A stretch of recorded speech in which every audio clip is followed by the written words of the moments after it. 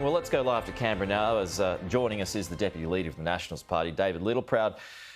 Minister, good to see you this morning. So, Annastacia Palaszczuk, she's accused your government of wanting to give Queenslanders COVID for Christmas.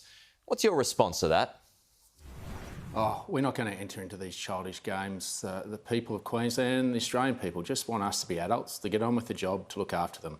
It's funny that for the last 18 months, we've been able to work happily and harmoniously together, particularly around these PCR tests. There's been an agreement in place for over 18 months, but now all of a sudden we've got a problem in Queensland, only Queensland. I think it's more to do with politics and about a federal election and about helping out Anthony Albanese than it is about anything else. And I don't think we should dignify it with anything other than that. We've had an agreement, we've kept our end, we always will, and that's the end of it. Are you annoyed about it? Oh, look, I think the Queensland people see it for what it is, and I don't think we need to keep giving it oxygen, because I think all that does is plays into the business model of Annastacia Palaszczuk and Anthony Albanese. They want to pick a fight with the federal government. That's what they want to do. They want us to lose. And the only way to do that is to pick a fight with us, to try and bring us down to their level. And the best thing we can do is just simply stick to our values and principles, stick to what we've promised and what we've delivered over the last 18 months. It's worked everywhere else around the country. It's funny how it just hasn't happened to work in Queensland. That's on Annastacia Palaszczuk, not us.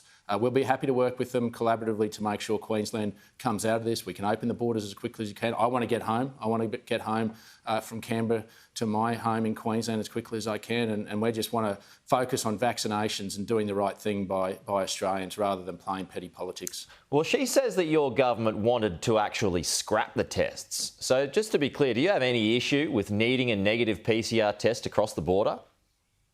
Well, there's been agreement in place for the last 18 months that the states set their own arrangements on how do you cross into borders. We don't actually man those borders. The states have done that themselves, and they've set the determination and the health protocols in which that can be done. And we've simply supported them, whether that be through PCR tests or any other measure. And we've done that either on a 50-50 basis or in some cases on a full basis, depending on the circumstances. But we've said that we should use technology. We are in the 21st century. We should use texts rather than having to get certificates. But if you want a certificate, well, then that actually creates an administrative burden where there is a cost. Now, we haven't had to do that for 18 months. And it's funny now, leading up to a federal election, that Annastacia Palaszczuk and Anthony Albanese have decided they wanted to change the protocols. I mean, that's on them. We've been consistent. Everyone knows where we stand, and we don't need to play these political game. We just simply need to act like adults and get on with the job of getting out of people's lives as quickly as we can. But I mean, you mentioned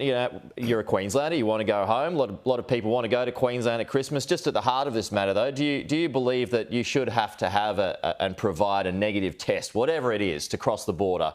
Or do you think that the vaccination levels are high enough where you don't need them now? Well, I think the national plan clearly says at 80% that there is opportunity to open up the country. And I think that's what we should base all our decisions on, is on that scientific advice. We should work towards that. States are sovereign governments. They get to make their own decisions. We respect that. That's part of our federation. I think Australians are getting a lesson in federation that big bad Canberra isn't necessary to blame for everything after all. So we respect what the states have determined in each of their jurisdictions, but we ask them to come together, to be as consistent as they can across the states, to make sure that people have that certainty and hope that we will get back to normal. And that means that the premiers need to work together and be harmonious in doing it.